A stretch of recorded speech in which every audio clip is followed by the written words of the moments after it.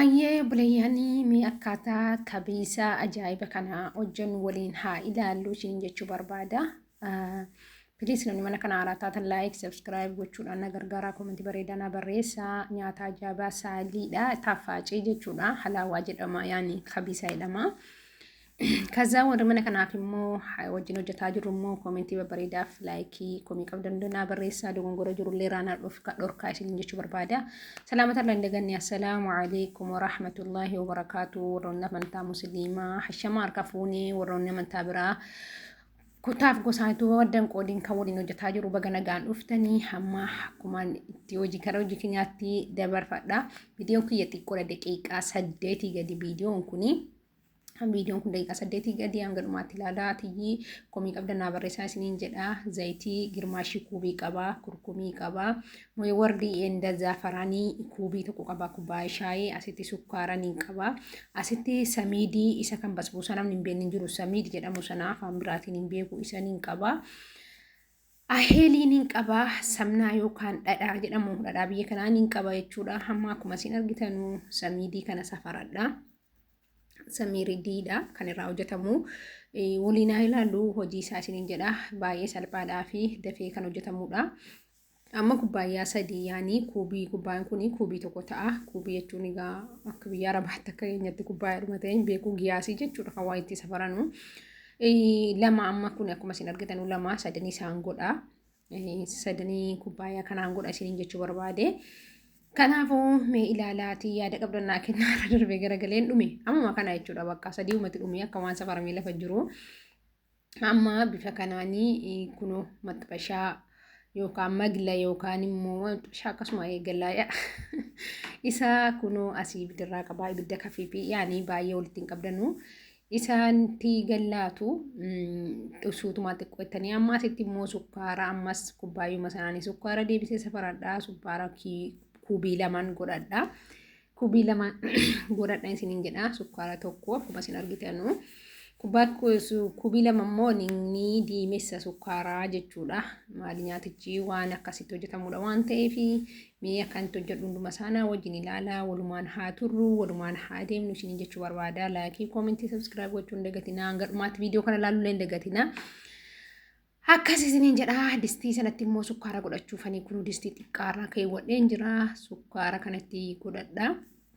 Distiin ho'aadha. Sukkaara kanatti ni qallaxa jechuudha. Dinuyyuu ofiinuu qallaxamaa bishaan xiqqoo wajjin qallaxa yaani yookaan immoo diimeeffamaa jechuudha. Bishaan xiqqootiin inni amma akkas gizee inni ta'e bishaanitti nanna jechuudha. Inni nuyyuu qallaxa ofiinuu yaani hiyyaa jechuu barbaadina sukkaara dhiibsoo giddii gizee waan ho'aa argatu ni yaa'a.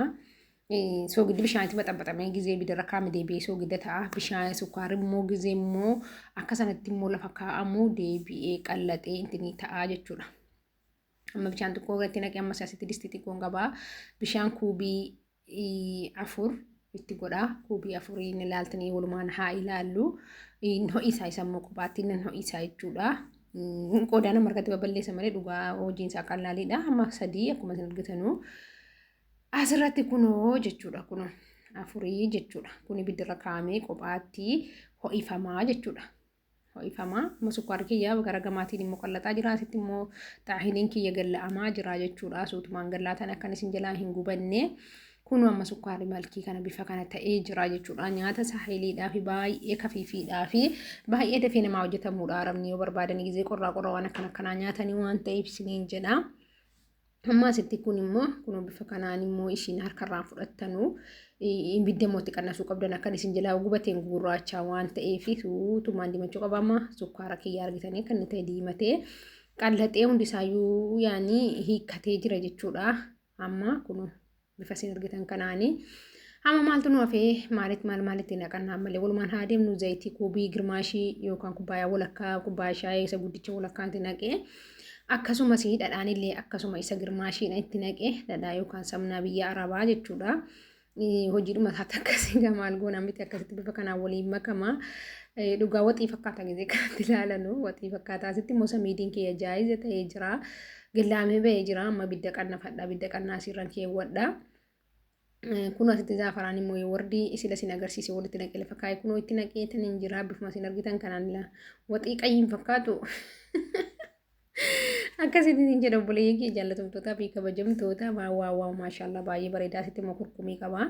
Yaa malkinoo jedhan kurkumii qaba. Kurkumii kana itti godhannaa jechuudha gabshaa xiqqoo tokko malkiidhaa fi waxxiin qayyiin maashaallah bareechee baheera jira. Asitti immoo heelii yookaan heeliidhuma miti maafaanis qimamee heelii isii kan shaayidhaan hojjetamtu heeliidha miti maqaan isii garuu heeliin qaba. Heelii kana gabshaa xiqqaa tokkotti godhee heeluun egaa shittaan isaa akka shittaa bareedaa argatuu fi asitti kunoo bishaan kiyya ho'ee jira. Akkuma isin argitan kunoo bishaan itti naqadha jechuudha. Kunoo maashaallah qololoon bahee jira. Akkasii amma asitti bishaan itti naqadha. Erga bishaan kanatti naqattanii bakka qayyii waxii ta'eera. Akkasii nan qalladhaa rammoo gidduudhaanii dhugaa baay'ee tokko saahiliidha. Kunoo amma gadi danfee xiqqoo danfeen booda maatutti naqama. Amma erga danfeen booda danfeera. Yaani wacee jechuu kiyyaa erga wacee maatutti namaa kun waliin haa ilaallu samiidiitti namaa jechuudha. Samiidii gaafa jennu isa amma gallaa'amee ka'e kana kun bifa kanaan gallaattanii kaatanii akkuma sanaan gaditti naqxanii jechuudha. Of eeggannoon immoo godhaa hin gubata gaafa gubate immoo gurraacha keessa amma akka kana bifa kanaan itti nammee sochoofamaa jechuudha. Kuno bifa isin argitan kanallee amma garuu laafaadha akka kanatti mooqa yookaan asiidaa yookaan wanta wayii shiroo furdaa wayii fakkaata garuu booddeen gogaa akkasitti jedha obboleeyyan kiyya jaallatamtoota kabajamtoota viidiyoon kiyya dhumarra gahee jira. Please na jajjabeessaa warra na jajjabeessaa hartan immoo galatoomaa kun akka bifa kanatti marqaaraa jechuudha. Amma bifa kanatti hojjetama jechuudha. Samiidiin suni akkasitti bilchaata jechuudha bidirra taa'e kanatti bilchaatee. Jaazataa kun akkuma isin argitan kanatti bilchaataa jechuudha. Baay'ee saayiliidha nama hin dhibu. Yoon hojjedhe immoo inuma hojjetama obboleeyyan kiyya jaallatamtootaa fi kabajamtoota isin jechuu barbaada. Kun akka isin argitan kanatti maashaallah tabaarakallaa jaaza ta'ee jira bahee jira. Mee isaaniitti hanaqannuu mani fakkaatu waliin haa ilaallu. Viidiyoo gongora viidiyoo sawwaraatiif immoo kameeraamaanii kiyya mana deemee na of kolchaa isin jechuu barbaada yookaan immoo kameeraamaanii naa ta'aa isin jedha.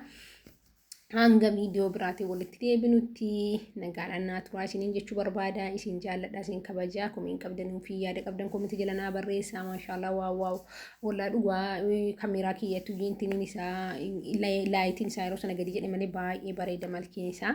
Ani tuniin barin laayitiin isaa na jalaa gadi jedhe akkasii. Salaamu alaikum warahmatullahi wabarakatuh. Lafa nagaa oola.